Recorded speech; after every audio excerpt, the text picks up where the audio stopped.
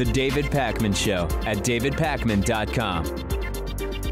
Democratic Congresswoman Maxine Waters is, I want to say, in hot water, but I don't really think she is. She's just being criticized by Donald Trump because she said that there should be more public protests against Trump's staffers and cabinet members. We've seen some of these examples over the last week. We've talked about some of them on the show. Stephen Miller, Kristen Nielsen, Sarah Huckabee Sanders asked to leave a restaurant. And Maxine Waters said that it would be a good thing that these are unusual circumstances and that it is time to make these people uncomfortable.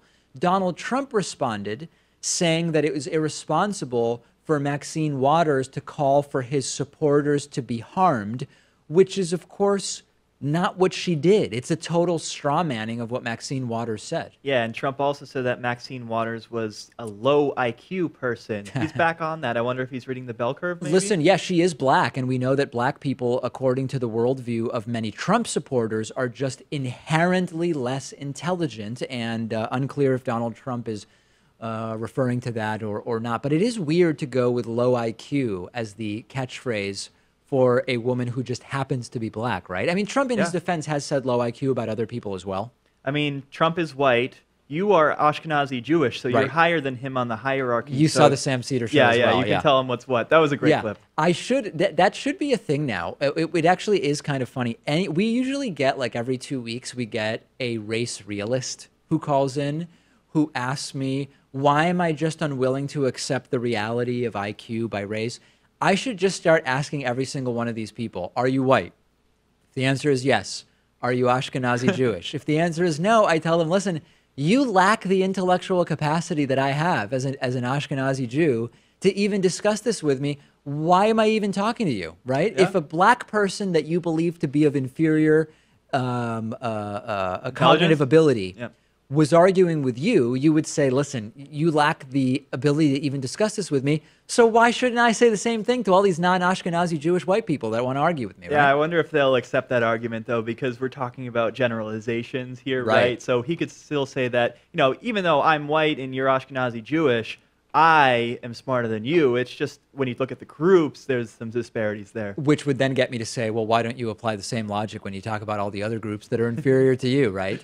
But getting back off of the IQ thing, it was totally predictable that the right was going to frame these protests in the least charitable way possible, say that they were getting close to or bordering on violence, which of course we've not seen any evidence is actually going on. The protest against Kristen Nielsen at the Mexican place, the protest against Stephen Miller at the other Mexican place, the asking to leave of Sarah Huckabee Sanders at the Red Hen. None of it is even coming close to bordering on violence. So I know, Pat, that on the regular show, your big thing was you don't like it because of its tribalism. And that's a perfectly fair debate to have. But to imply that there's anything violent going on, so far we've not seen any evidence of violence as part of these protests of Trump officials. Yeah, I think Maxine Waters said that you should harass them, which is a crime potentially, right? Does it depend on how severe the harassment is? I don't think so. I don't think so. So she's not even encouraging crimes then. I mean, that's well within her rights to do. Semantically, you can take issue with the use of the word harassment, okay? But as we learned, even sexual harassment is typically not a crime. Yeah. Not my opinion, not my desire. I'm not saying anything. I'm not making any I'm just saying sexual assault is a crime. Sexual harassment is very often not a crime. And just saying harass people, say things to them, if you're not directly threatening violence, if you're not in a physical way sort of threatening violence with your presence or brandishing a weapon of some kind, it's just not against the law, and nobody is advocating violence as of this point. Yeah, I think Maxine Waters is just one of the most anti-Trump Congress people. Yeah. And so that's why Trump decided to target her and the right wing decided to target her. It's less about the comments and more about who she is. I could not agree more. There's an Arizona woman who is criticizing Walgreens because she says that she went to a Walgreens pharmacy and that a pharmacist at Walgreens refused to fill her prescription for a medicine prescribed to induce a miscarriage after she was told that her 9-week-old, not 9-year-old, by no means 9-year-old or even 9-month-old, her 9-week-old fetus had stopped developing. So there was a prescription which induces a miscarriage in these situations. Walmart says that they have a policy where if a pharmacist has a moral objection to the prescription, they can step away, but they are required to refer the prescription to someone else in the store. It can't be drive to the next Walgreens, which depending on where you live could be pretty far away. They are required, if they have a moral objection to filling a prescription, to get a different pharmacist at that store or simply a manager on duty to meet the patient's needs in a timely manner. The woman says she was later able to pick up the prescription from another Walgreens store, and it's unclear exactly what the details are and whether that falls under Walgreens policy of ensuring that she is able to get the prescription in a timely way. I don't know the distance of the store or some of the other details here. This is a problem that has come up before. It has come up when it comes to the morning after pill. It has come up even in some cases with pharmacists and birth control. And it is a real problem that I think is going to become more and more of an issue as the battle becomes one of religious freedom. And part of it has to do, you might be saying, well, hold on, gay rights and abortion, what's the connection? The connection is religious opposition to both. And what we saw when gay marriage was legalized by the Supreme Court federally, or at least bans on gay marriage were banned, we saw that the battle against same-sex rights was a religious freedom one at businesses, for example.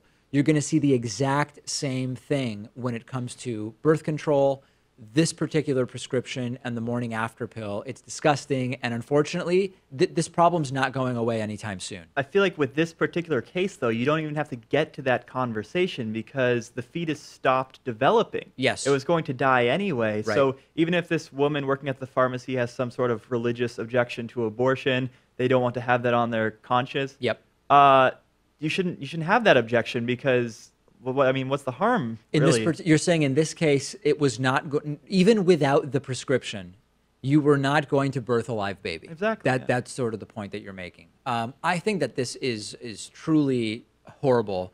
I believe that religion should be a private matter, effectively. And while you may not be able to discriminate against people on the basis of their religious beliefs or lack of religious beliefs, you should also not be able to use your religion as a sort of waiver to not have to participate in whatever the expectations are. Now, the difference is Walgreens is a private company. They can have an employee policy which says if you have a moral objection, then you can step away, but it has to be crystal clear that it cannot allow the client or patient or customer, I guess in this way is what we're calling it, to be inconvenienced as a result of a stated religious belief by the employee. It's not clear exactly which way it went here, one way or the other. Yeah, but David, what about that rock-solid right-wing argument, which is that if you tell the pharmacist that she has to refill the prescription or fill a prescription, she becomes a slave. You're enslaving that pharmacist because you're forcing her to do work that she doesn't want to do. And of course I would say,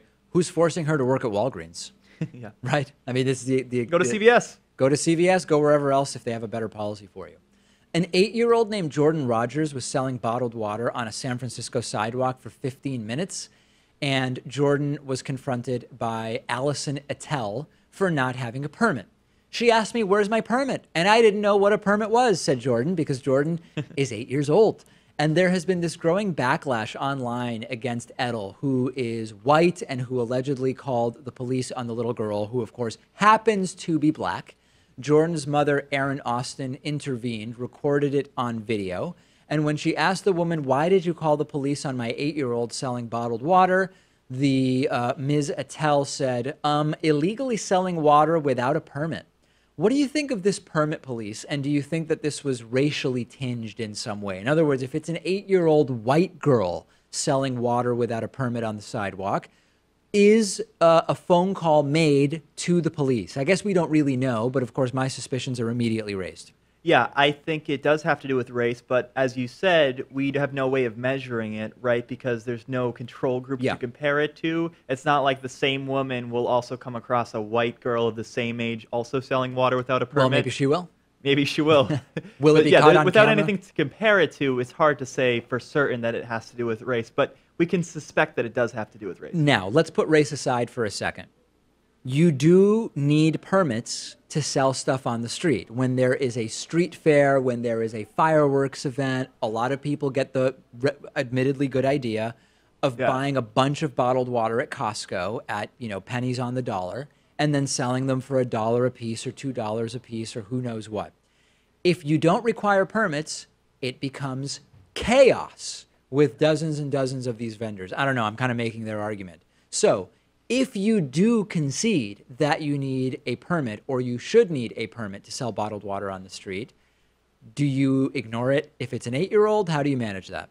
Well, we have to come up with one policy for everyone, right? I mean, are we going to outlaw lemonade stands, 5-year-old kids selling cups of lemonade for 25 cents or 50 cents? I would say no, but how do you write the rule to account for that? I mean, it has to be all or nothing, right? If the municipality decides that we don't allow kids to sell water, to sell lemonade, then I think you got to do it, right? You got to close up shop, and that's perfectly fine. I think it's more of a discussion about why this woman decided to take upon herself to enforce such a rule and, I'm less care. interested in Why that. does she care about the permit situation? I think that this is a miserable woman, Yeah. right? It's either a miserable woman or a racist woman. And I care less about that. I care more about the fact that I get that we don't want endless, unlicensed vendors of food or whatever, right? Like there's a child labor law case you can make too, I guess, right? Maybe there is. Yeah. But at the same time, the child lemonade stand or the child bottled water stand is a really great catalyst for entrepreneurship. Yeah. I like entrepreneurship. I want to support entrepreneurship and inspire kids to do businesses. If you shut down a lemonade stand, you could be crushing future entrepreneurs, and I don't want to do that. So is there any way to create a rule or ordinance that would allow for the child lemonade stand without allowing for,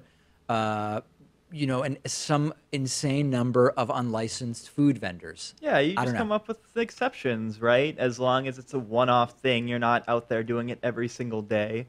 Oh, that's Another interesting. exception would be that if you're under the age of, say, 15 or what have you, I think that's an easy thing to write into the law. And How do you maybe we justify should. saying you only need the permit? Well, I guess you could do it. You only Yeah. need the permit if you're over a certain age. I don't know.